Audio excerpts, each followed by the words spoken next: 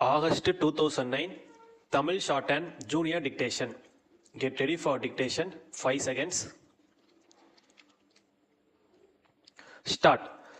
தலைவர் அவர்களே, இங்கே நடைபெறுகிற மாநாட்டை தொடங்கி வைக்கும் வாய்ப்பை எனக்கு கொடுத்ததற்கு நான் என் நன்றியையும் வணக்கத்தையும் மாநாட்டின் அமைப்பாளர்களுக்கு தெரிவித்துக் கொள்ள கடமைப்பட்டிருக்கிறேன்.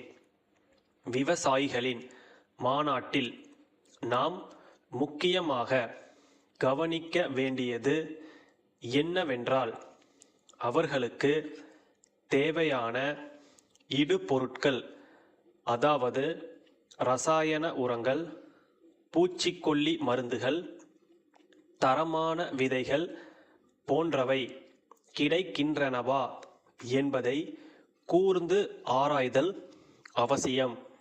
மேற்கூறிய இடுபொருட்களை நியாயமான விலையில் சரியான நேரத்தில் அவர்களுக்கு கொடுப்பதற்காகவே ஆங்காங்கே கூட்டுறவு சங்கங்களின் மூலமாக கடைகளை அரசு நிறுவியுள்ளதை இந்த சந்தர்ப்பத்தில் உங்களுக்கு நினைவுபடுத்த விரும்புகிறேன்.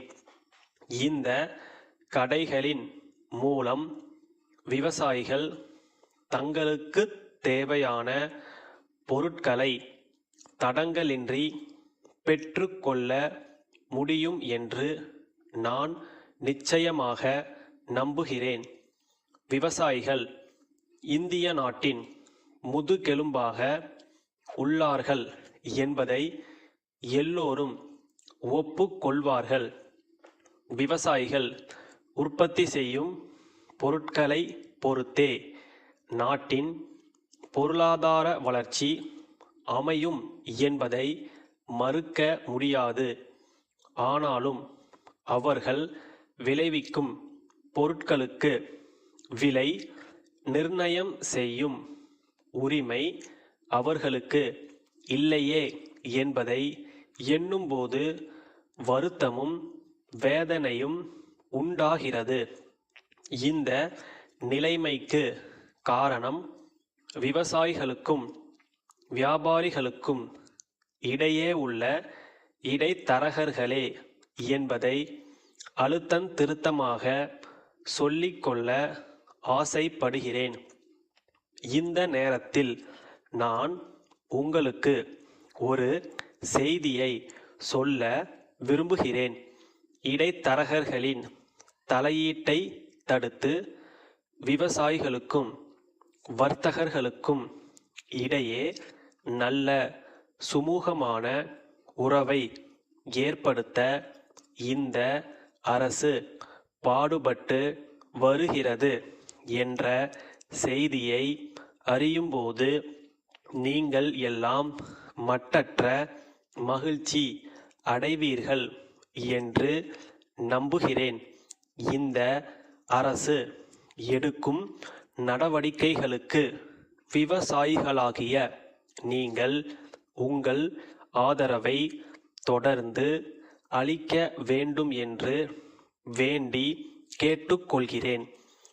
நாடு முழுவதும் வறட்சி நிலை உள்ளது. தமிழ்நாட்டில் வறட்சியின் பாதிப்பு அதிகமாகவே உள்ளது என்பதை நாம் அனைவரும் அறிவோம். ஆகவே வறட்சியினால் பாதிக்கப்பட்ட விவசாய பெருமக்களுக்கு இந்த அரசு தகுந்த நிவாரணம் அளிக்கிறது. விவசாயிகள் செலுத்த வேண்டிய வட்டி மற்றும் அபராத வட்டியை தள்ளுபடி செய்ய முன் வந்திருக்கிறது. சென்னை மயிலாப்பூரில் உள்ள முருகன் மிதிவண்டி தொழிற்சாலை மேலாளர், மதுரை பழங்காநத்தத்தில் உள்ள சரவணபவா ஏஜென்சிக்கு எழுதும் கடிதம். அன்புடையீர், தங்களுடைய பிரதிநிதி மூலம் நேரில் கேட்டுக்கொண்டதற்கு இணங்க சென்ற மாதத்தில் முதல் தவணையாக 200 மிதிவண்டிகளை ரயில் மூலம் அனுப்பினோம். ரயில்வே ரசீதை எங்கள் வங்கி மூலம் அனுப்பியிருந்தோம். வங்கியில் பணத்தை செலுத்தி ரயில்வே ரசீதை பெற்று மிதிவண்டிகளை ரயில்வேயிலிருந்து தாங்கள் எடுத்துக்கொள்ள வேண்டும். தாங்கள் பணம் கட்டவில்லை என எங்கள் வங்கி அதிகாரிகள் அறிவிக்கிறார்கள்.